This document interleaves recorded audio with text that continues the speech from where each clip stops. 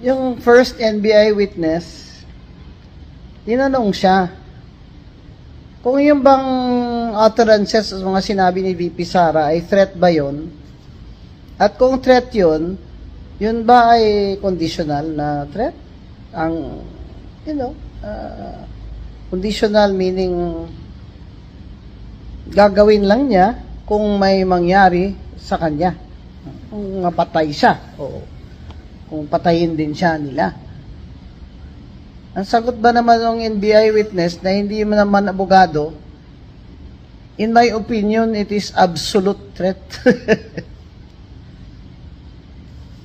Dapat stricken from the record na yung opinion niya kasi hindi ka naman expert, hindi ka naman nurado, hindi ka nga abogado eh.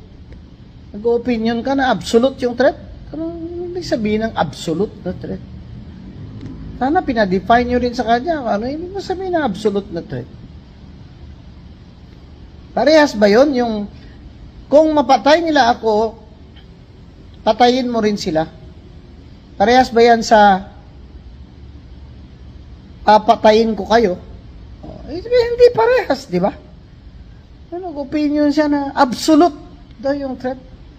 Abay, NBI agents, huminahon nga kayo dyan. Hindi nga kayo dyan bugado eh. Opinion pa kayo dyan. Nakakahilo na kayo ah. Basahin nyo na yung Israel versus people of the Philippines na required ang criminal intent. Tsaka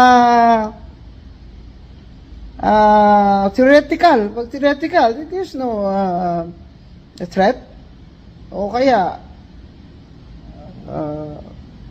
bugso ng damdamin. It's an emotional outburst. That is not a threat. So the judges have to consider the context. What happened before she uttered those words? That may qualify it as a mere emotional outburst. Remember, in case of doubt,